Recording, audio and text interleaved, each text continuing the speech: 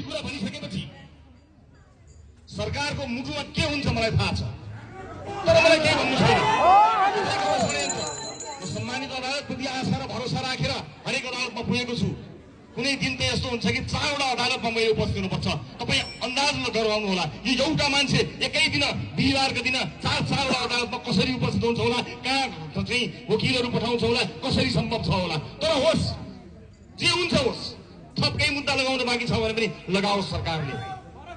मानिसहरू भनिरहेका छन्, जनताको आक्रोशलाई नजरअन्दाज गर्ने कोसिस गरिरहेका छन्।